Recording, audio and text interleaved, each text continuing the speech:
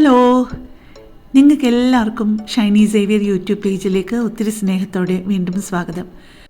ഇനി ഞാൻ നിങ്ങൾക്ക് വേണ്ടി തയ്യാറാക്കുന്നത് എളുപ്പത്തിൽ ഉണ്ടാക്കിയെടുക്കാവുന്ന നല്ല രുചിയുള്ള ഒരു തോരനാണ്.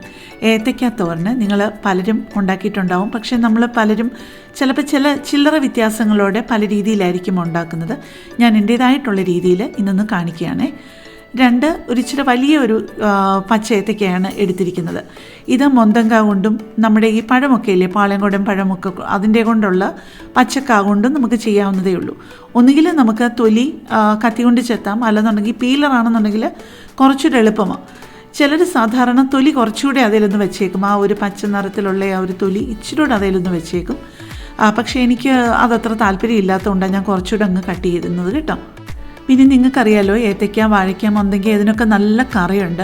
അപ്പം നമ്മൾ അതെടുക്കുന്നതിന് മുമ്പ് കയ്യിൽ ഒരിച്ചിരി എണ്ണ തടവിയിട്ട് ഇതൊക്കെ കൈകാര്യം ചെയ്ത് കഴിഞ്ഞ് കഴിഞ്ഞാൽ അധികം കറി ഉണ്ടാവത്തില്ല. പിന്നെ നമ്മളത് തൊലി ചെത്തിയിട്ട് ഇടുന്നതായാലും മഞ്ഞളും ഉപ്പും ചേർന്ന് ഇച്ചിരി കലക്കിയ വെള്ളത്തിൽ അതിട്ട് കഴിഞ്ഞ് കഴിഞ്ഞാൽ അതിൻ്റെ നിറം പോകാതിരിക്കും, നന്നായിട്ട് തന്നെ ഇരിക്കും. ഇത് പല രീതിയിൽ പലരും മുറിക്കും, പക്ഷേ ഞാൻ ഇങ്ങനെയാണ് ചെയ്യുന്നത്. കുറച്ചുകൂടെ കൊച്ചു കഷ്ണങ്ങളായിട്ട്, ചതുര കഷ്ണങ്ങളായിട്ട്, കൊച്ചു ക്യൂബ്സായിട്ട് എടുക്കുന്നതാണ് എനിക്ക് കുറച്ചുകൂടെ താല്പര്യം. പാചകത്തിലൊക്കെ തുടക്കക്കാർക്ക് വേണ്ടിയിട്ട് ഞാനൊരിച്ചിരി ഇതൊന്ന് കാണിക്കുന്നു എന്നുള്ളതേ ഉള്ളൂ. ഇത് മുഴുവൻ അരിഞ്ഞ് കാണിക്കുന്നില്ല. ഇതിൻ്റെ ഈ ഒരു ചെറിയ പീസിൻ്റെ ഒരു 1/4 ഭാഗം വല്ലതും ഒന്ന് അരിഞ്ഞ് കാണിക്കുന്നു എന്നുള്ളതേ ഉള്ളൂ കേട്ടോ.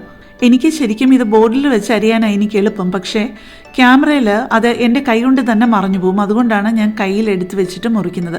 അതെനിക്കങ്ങനെ വലിയ വശമില്ലാത്ത കാര്യമാണ്. ഞാൻ സാധാരണ ബോർഡിൽ വെച്ചിട്ട് മുറിക്കുമ്പം എനിക്ക് കുറച്ച് ഫാസ്റ്റായിട്ട് ചെയ്യാൻ പറ്റും. അതുകൊണ്ട് ഞാൻ വളരെ കുറച്ചേ ഞാൻ നിങ്ങളെ മുറിച്ച് കാണിക്കുന്നുള്ളേ. ഈ ഒരു രീതിയിലും വലിപ്പത്തിലുമാണ് ഞാൻ മുറിച്ചിരിക്കുന്നത്. ഞാൻ ക്ലോസപ്പ് കാണിക്കുന്നത് നിങ്ങൾക്ക് കുറച്ചുകൂടെ ഒരു ഐഡിയ കിട്ടാൻ വേണ്ടിയിട്ടാണ്. ഇത് പാചകം നന്നായിട്ട് അറിയാവുന്നവർക്ക് വേണ്ടിയിട്ടല്ല, ഞാൻ പ്രത്യേകം പറയുകയാണ്, ബിഗിനേഴ്സിനെ ഒന്ന് പരിചയപ്പെടുത്താൻ വേണ്ടിയിട്ട് ചെയ്യുന്നു എന്നുള്ളതേ ഉള്ളൂ.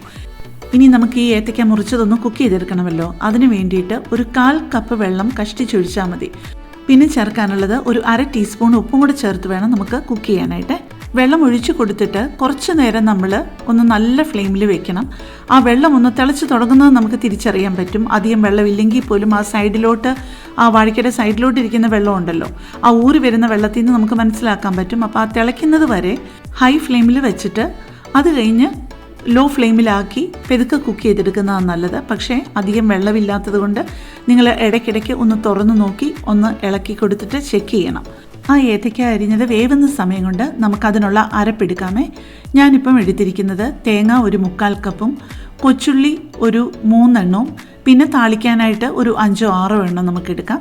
പിന്നെ വെളുത്തുള്ളി ഒരു 5 അല്ലി, കറിവേപ്പില ഒരു 2 തണ്ടും, മഞ്ഞൾപ്പൊടി 1/4 ടീസ്പൂണും, പച്ചമുളക് ഒരു 4 എണ്ണവും, ജീരകം 1/2 ടീസ്പൂണും. ഇത്രയാണ് നമുക്ക് ഈ അരപ്പിനായിട്ട് വേണ്ടത്. ഇത് നമുക്ക് ഒന്ന് പൾസ് ചെയ്തെടുത്ത് വെച്ചാൽ മതി. ഒരടി അടിച്ചങ്ങ് എടുക്കുക, ചെറിയ ജാറിലിട്ടിട്ട്.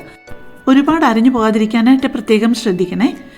പിന്നെ ഇപ്പോഴേ നമ്മുടെ വാഴയ്ക്ക വെന്തിട്ടുണ്ടോ ഒന്ന് തുറന്ന് നോക്കുകയായിരുന്നു. വെള്ളം ഒരിച്ചിരി പറ്റിയിട്ടുണ്ട്, പക്ഷേ എന്നാലും ബാക്കിയുള്ള ആ ഒരു നനവിൽ അത് വെന്തോളും. ചെറിയ ഫ്ലെയിമിൽ വെച്ചിട്ട് നമ്മൾ മൂടി ഒന്നുകൂടെ വെച്ചാൽ മതി, അപ്പോൾ അതായിക്കോളും. നിങ്ങൾക്ക് അതിനെയും ഇത്രയും വെള്ളം കുറച്ച് അത് അടിക്ക് പിടിക്കുമോ എന്ന് പേടിയാണെന്നുണ്ടെന്നുണ്ടെങ്കിൽ ഒരു 2-3 ടേബിൾ സ്പൂൺ തിളച്ച വെള്ളം കൂടെ അതിലോട്ട് ഒഴിച്ചു കൊടുത്താൽ മതി. ഒരിക്കലും പച്ചവെള്ളം ഒഴിച്ചു കൊടുക്കരുത്. ഇപ്പം നമ്മുടെ ഏത്തയ്ക്കയൊക്കെ നന്നായിട്ട് വെന്ത് വെള്ളമെല്ലാം പൂർണ്ണമായിട്ട് വറ്റി, എന്നാൽ ഒട്ടും അടിക്ക് പിടിക്കാതെ കിട്ടിയിട്ടുണ്ട്. ഇനി ഇപ്പം അതിലോട്ട് ചേർക്കാനുള്ളത് നമ്മൾ അരച്ച് വെച്ചിരിക്കുന്ന അരപ്പാണ്. തേങ്ങയും കൊച്ചുള്ളിയും ഒക്കെ കൊണ്ട് നമ്മൾ അരച്ച് വെച്ചിട്ടുണ്ടല്ലോ. ഇതിപ്പോൾ ഞാൻ ഓൾറെഡി കുറച്ച് അരപ്പങ്ങ് ചേർത്ത് കഴിഞ്ഞ് കഴിഞ്ഞപ്പോഴാണ് ക്യാമറ ഓൺ ആക്കിയില്ലല്ലോ എന്നോർത്തത്. എല്ലാ ദിവസവും എന്തെങ്കിലും ചെറുതായിട്ടൊന്നും മറന്നില്ലെങ്കിൽ ശരിയാവില്ലല്ലോ. അപ്പോൾ അതുകൊണ്ട് ബാക്കി ആ ഇടാനുള്ള അരപ്പെങ്കിലും ഞാൻ മാറ്റി വെച്ചിട്ട് പിന്നെ ക്യാമറ ഓൺ ആക്കിയിട്ട് അതിടുകയായിരുന്നു. അപ്പോൾ എന്തായാലും നിങ്ങൾക്ക് അഥവാ ഞാൻ പറയുന്നതിൽ എന്തെങ്കിലും ഒന്ന് തെറ്റുപറ്റിയാലും നിങ്ങൾ ആ റെസിപ്പിയിൽ, നിങ്ങൾക്കറിയാമല്ലോ, ഡിസ്ക്രിപ്ഷൻ ബോക്സിൽ അതിൻ്റെ താഴെയായിട്ട് റെസിപ്പി കറക്റ്റായിട്ട് കൊടുത്തിട്ടുണ്ട്. അത് നോക്കി നിങ്ങൾ കറക്റ്റായിട്ട് അങ്ങ് ചെയ്താൽ മതിയേ. ഇനിയിപ്പം ആ പാത്രത്തിലേക്ക് ഒരു 2 ടീസ്പൂൺ ഓയിൽ ഒഴിച്ചു കൊടുത്തിട്ടുണ്ട്. വെളിച്ചെണ്ണയാണ് ഇതിന് നല്ലത്. ഇതിന് നിങ്ങൾക്ക് ഉഴുന്ന് ആവശ്യമുണ്ടെങ്കിൽ ഇട്ടേച്ചാൽ മതി. ഇപ്പം ഞാനൊരു 1 ടേബിൾ സ്പൂൺ ഉഴുന്നിട്ട് കൊടുത്തിട്ടുണ്ട്. ഇത് കുറച്ചൊന്ന് മൂക്കുമ്പം വേണം, ഒരു പകുതി 3/4 മൂപ്പാകുമ്പം വേണം നമ്മൾ കടുകിട്ട് കൊടുക്കാനായിട്ട്. അല്ലെങ്കിൽ കടുക് വല്ലാതെ അങ്ങ് കരിഞ്ഞു പോകുമേ. 1 ടീസ്പൂൺ കടുകാണ് ഇതിന് വേണ്ടിയിട്ട് വേണ്ടത്. ഈ ഒരു തോരന് ചോറിൻ്റെ കൂടെ മാത്രമല്ല, കഞ്ഞിയുടെ കൂടെയും നല്ല ചേർച്ചയുള്ള ഒരു തോരനാണ്. ഞാനിപ്പോൾ 1 ടീസ്പൂൺ കടുകും കൂടി ഇട്ട് കൊടുത്തിട്ടുണ്ട്. ഞാനിതിപ്പം വളരെ കുറച്ച് എണ്ണയിലാണ് ഒഴിച്ചിരിക്കുന്നത്. അതുകൊണ്ടാണ് ഞാൻ ആ കടുക് സൈഡിലോട്ട് ഇട്ട് കൊടുത്തത്. ഇപ്പോൾ ആ എണ്ണയെല്ലാം കൂടെ ഞാൻ ഒരു സൈഡിലോട്ടൊന്ന് ചരിച്ചു വെച്ചിട്ട് അതൊന്ന് മൂപ്പിച്ചെടുക്കുകയായിരുന്നു. അതിലേക്ക് നമുക്ക് കടുക് താളിക്കാൻ ആവശ്യമായിട്ടുള്ള ഒരു 4-5 കൊച്ചുള്ളി ചെറുതായിട്ട് അരിഞ്ഞതും, വലിയൊരു വറ്റൽമുളക് 2-3 മുറിച്ചതും, 2 തണ്ട് കറിവേപ്പിലയും ഇട്ട് കൊടുത്ത് ഒന്ന് താളിച്ചെടുക്കാം. ഇനിയിപ്പം നമുക്ക് അതിലോട്ട് ചേർക്കാനുള്ളത് നമ്മൾ വേവിച്ച് വെച്ചിരിക്കുന്ന വാഴയ്ക്ക ഉണ്ടല്ലോ, അതും കൂടെ ചേർത്ത് ഇതിലേക്ക് ചേർത്തിട്ട് നന്നായിട്ട് അതൊന്ന് ഉലർത്തിയെടുക്കണം. പിന്നെ നിങ്ങൾക്ക് ആവശ്യമുണ്ടെങ്കിൽ കുറച്ച് നേരം ഒന്ന് ഉലർത്തി കഴിഞ്ഞിട്ട് നിർത്തുന്നതിന് തൊട്ട് മുമ്പ് 1-2 ടീസ്പൂൺ വെളിച്ചെണ്ണ കൂടി ഒഴിച്ച് കൊടുത്തു കഴിഞ്ഞാൽ വളരെ നല്ല ഒരു രുചിയാണ്. അത് നിങ്ങൾക്ക് ആവശ്യമുണ്ടെന്നുണ്ടെങ്കിൽ എണ്ണ കുറയ്ക്കണം എന്നുണ്ടെന്നുണ്ടെങ്കിൽ, ഞാൻ താളിക്കാൻ ഒരിച്ചിരി എണ്ണ കുറച്ചത് എനിക്ക് അവസാനം ഈ ഒഴിച്ചു കൊടുക്കുന്ന വെളിച്ചെണ്ണ ആ ഒരു പ്രത്യേക രുചി തോന്നിക്കും. അതുകൊണ്ടാണ് ഞാൻ താളിക്കാൻ വളരെ കുറച്ച് എണ്ണ ഒഴിച്ചു കൊടുത്തത്. പിന്നെ നിങ്ങൾക്ക് ഉഴുന്നാണെന്നുണ്ടെങ്കിലും ഇടണമെന്ന് നിർബന്ധമില്ല. പക്ഷേ ആ ഉഴുന്നിൻ്റെ രുചിയും കൂടെ വരുമ്പോഴേക്കും ഒരു പ്രത്യേക ഒരു സ്വാദ് തന്നെയുണ്ട്. അപ്പം നിങ്ങൾക്ക് താല്പര്യമുണ്ടെങ്കിൽ അത് ചേർത്താൽ മതി. ഇപ്പം ഞാൻ 1 ടീസ്പൂൺ എണ്ണയാണ് ഒഴിച്ചു കൊടുത്തത്. വെളിച്ചെണ്ണ അവസാനമായിട്ട് നമ്മൾ ഒഴിച്ചു കൊടുക്കുന്നുണ്ടെങ്കിലും അത് കഴിഞ്ഞിട്ട് നമ്മൾ ഒന്നുകൂടെ ഒന്ന് ഇളക്കി കൊടുക്കേണ്ട ആവശ്യമുണ്ട്. എല്ലാം കൂടി നന്നായിട്ട് ഒന്ന് യോജിപ്പിച്ചു. ഇപ്പം നമ്മുടെ ഏത്തയ്ക്ക തോരൻ റെഡി ആയിട്ടുണ്ട്.